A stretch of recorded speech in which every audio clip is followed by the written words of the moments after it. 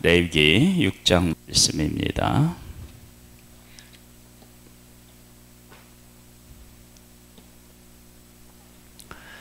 육 장 말씀인데요. 5장 14절로부터 보면 속건제에 대한 말씀이 나옵니다. 여호와께서 모세에게 말씀하여 이르시되 누구든지 여호와의 성물에 대하여 부지중에 범죄하였으면 여호와께 속건제를 드리되 네가 지정한 가치를 따라 성수의 세겔로 몇 세겔 은에 상당한 흠없는 순양을 양떼 중에서 끌어다가 속건제를 드려서 성물에 대한 잘못을 보상하되 그것의 5분의 1을 더하여 제사장에게 줄 것이요 제사장은 그 속건제의 순양으로 그를 위하여 속죄한즉 그가 사함을 받으리라. 만일 누구든지 여호와의 계명 중 하나를 부지중에 범하여도 허물이라 벌을 당할 것이니 그는 네가 지정한 가치대로 양떼 중 흠없는 순양 속건제물로 제사장에게 가져갈 것이요 제사장은 그가 부지중에 범죄한 허물을 위하여 속죄한즉 그가 사함을 받으리라. 이는 속건제니 그가 여호와 앞에 참으로 잘못을 저질렀음이니라. 여호와께서 모세에게 말씀하여 이르시되 누구든지 여호와께 신실하지 못하여 범죄하되 곧 이웃이 맡긴 물건이나 전당부를 속이거나 도적질하거나 착취하고도 사실을 부인하거나 남의 잃은 물건을 줍고도 사실을 부인하여 거짓 맹세하는 등 사람이 이 모든 일 중에 하나도 더 행하여 범죄하면 이는 죄를 범하였고 죄가 있는 자니 그 훔친 것이나 착취한 것이나 맡은 것이나 잃은 물건을 주운 것이나 그 거짓 맹세한 모든 물건을 돌려보내되 곧 그 본래 물건의 5분의 1을 더하여 돌려보낼 것이니 그 죄가 드러나는 날에 그 임자에게 줄 것이요 그는 또 그 속건제물을 여호와께 가져갈지니 곧 네가 지정한 가치대로 양떼 중 흠없는 순양을 속건제물을 위하여 제사장에게 끌고 갈 것이요 제사장은 여호와 앞에서 그를 위하여 속죄한즉 그는 무슨 허물이든지 사함을 받으리라. 속건제는 배상의 의미가 담겨져 있습니다. 잘못했을 때 잘못을 깨닫는 것뿐만 아니라 거기에 잘못한 것에 대한 대가를 지불하라는 거죠. 그래서 5분의 1을 더하여서 그 본 주인에게 돌려줄 것을 분명히 하고 있습니다. 그리고 돌려주는 것뿐만 아니라 그것을 그 잘못을 하나님 앞에 나와서 제사를 드림으로 사함을 받아야 되는데 7절에 보면 이렇게 나와 있습니다. 제사장은 여호와 앞에서 그를 위하여 속죄한즉 그는 무슨 허물이든지 사함을 받으리라. 그렇게 욕심이 생겨서 이웃의 것을 내가 취하였다가 그 잘못이 드러나서 그 잘못에 대하여 배상을 하고 하나님 앞에 나와서 제사를 드리면 그 죄가 사함을 받는다라고 하는 것이죠.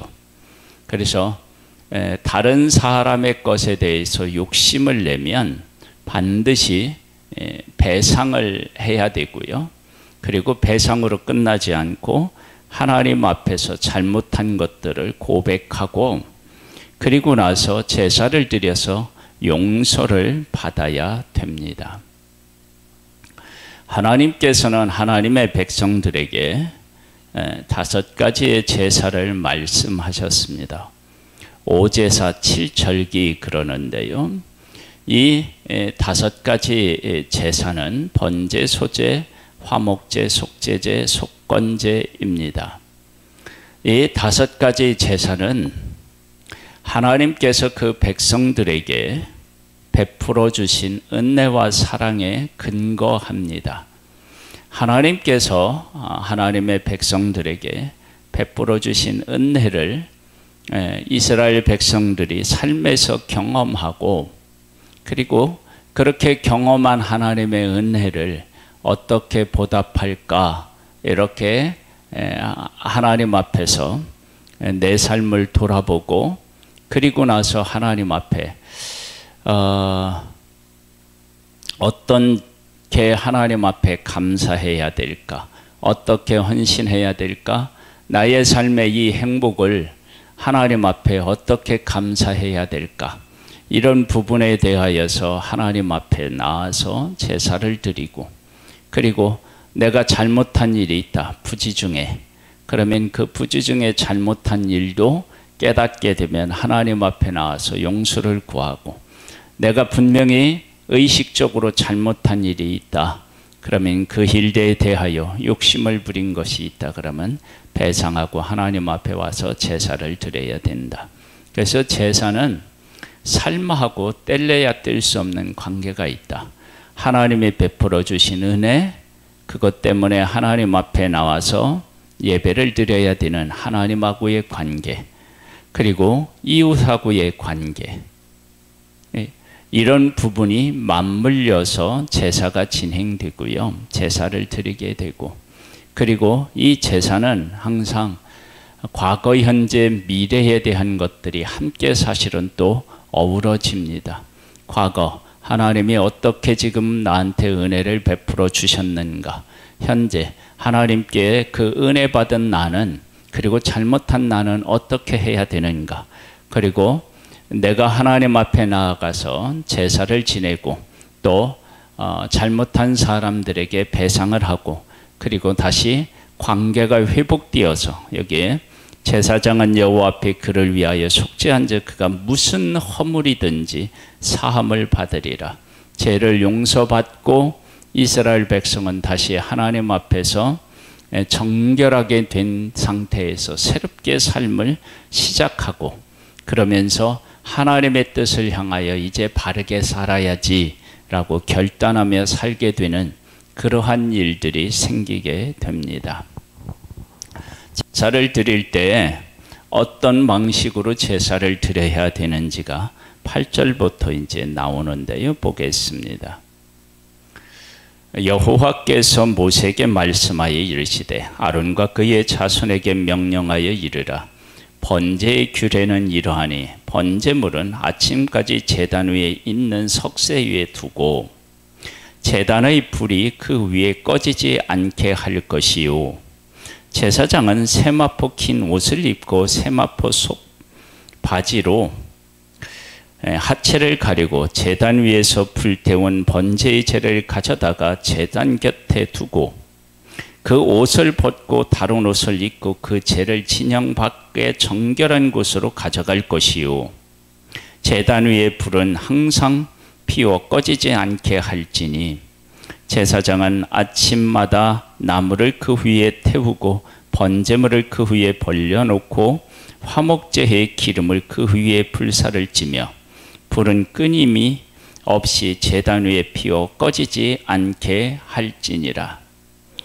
번제를 드릴 때 이와 같은 방식을 따라서 하나님 앞에 드려야 된다. 그래서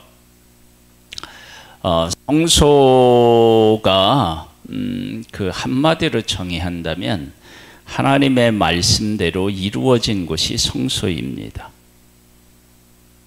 그 하나님의 말씀대로 이루어진 곳에 번제라고 하는, 제사라고 하는 것을 드릴 때도 하나님의 말씀대로 드려야 되고, 또 제사를 드리는 제사장도 하나님의 말씀을 따라 순종하여 드리고, 제물을 드리는 사람들도 하나님의 말씀을 따라서 드리는 것입니다. 그래서 성소는 말씀이 이루어지는 곳, 말씀에 순종하는 곳, 그리고 그 순종을 배워서 일상생활에서 하나님의 말씀대로 살아가는 것이 회복하는 길이다라고 하는 것을 깨달아 알고 삶을 말씀 안에 세워가는 것, 그것이 바로 제사에 있어서 가장 중요한 것입니다. 소제를 보면 이렇습니다. 소제의 규례는 이러하니라. 아론의 자손은 그것을 제단 앞 여호와 앞에 드리되 그 소제의 고훈가로 한움 금과 기름과 소제물을 위한 유황을 다 가져다가 기념물로 제단 위에서 불살라 여호와 앞에 향기로운 냄새가 되게 하고 그 나머지는 아론과 그의 자손이 먹되 누룩을 넣지 말고 거룩한 곳 회막들에서 먹을지니라. 그것에 누룩을 넣어 굽지 말라. 이는 나의 화제물 중에서 내가 그들에게 주어 그들의 소득이 되게 하는 것이라. 속죄제와 속건제 같이 지극히 거룩한즉 아론 자손의 남자는 모두 이를 먹을지니 이는 여호와의 화제물 중에서 대대로 그들이 영원한 소득이 됨이라. 이를 만지는 자마다 거룩하리라. 그래서 소제물을 어떻게 드려야 되는지에 대한 이야기를 지금 하나님이 말씀하고 계시고 그 말씀대로 하면 어떻게 되느냐? 거룩해지는 일이 생긴다라고 하는 것을 우리가 알 수 있습니다. 여호와께서 모세에게 말씀하여 이르시되 아론과 그의 자손이 기름 부음을 받은 날에 여호와께 드릴 예물은 이러하니라. 고혼가로 10분의 1 에바를 하는 아침에 절반은 저녁에 드리되 그것을 기념으로 기름으로 반죽하여 철판에 굽고 기름에 적셔 썰어서 소제로 여호와께 드려 향기로운 냄새가 되게 하라. 이 소제는 아론의 자손 중 기름 부음을 받고 그를 위하여 제사장 된 자가 드릴 것이요 영원한 규례로 여호와께 온전히 불사를 것이니 제사장의 모든 소제물은 온전히 불사르고 먹지 말지니라. 그래서 하나님 앞에서 어떻게 제사를 드려야 되는지에 대해서 그 말씀대로 순종하여 하나님 앞에 드립니다. 이제 속죄제를 드리는 규례에 대한 말씀인데요.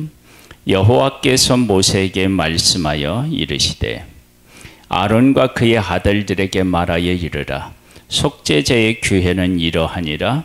속죄제 제물은 지극히 거룩하니 여호와 앞 번제를 잡는 곳에서 그 속죄의 제물을 잡을 것이요 제를 위하여 제사 드리는 제사장이 그것을 먹되 곧 회막듯 거룩한 곳에서 먹을 것이며 그 고기에 접촉하는 모든 자는 거룩할 것이며 그 피가 어떤 옷에든지 묻었으면 묻은 그것을 거룩한 곳에서 빨 것이요 그 고기를 토기에 삶았으면 그 그릇을 깨트릴 것이요 유기에 삶았으면 그 그릇을 닦고 물에 씻을 것이며 제사장의 남자는 모두 그것을 먹을지니 그것은 지극히 거룩하니라. 그러나 피를 가지고 휘막에 들어가 성소에서 속죄하게 한 속죄제 제물의 고기는 먹지 못할지니 불사를 지니라. 아멘. 여기에 보면 하나님 앞에 드린 것에 접촉하면 거룩하게 된다. 하나님의 백성이 일상생활을 하면서 부정한 것에 접촉하면 부정해집니다. 그런데 하나님 앞에서 거룩하게 드린 것 때 또 접촉하면 거룩해지는 일이 생기게 됩니다.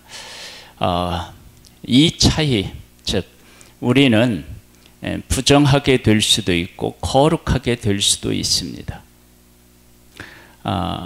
하나님의 말씀을 따라 살아가면 거룩한 존재가 되고 하나님의 말씀을 떠나서 살아가면 우리는 부정한 존재가 되는 것입니다.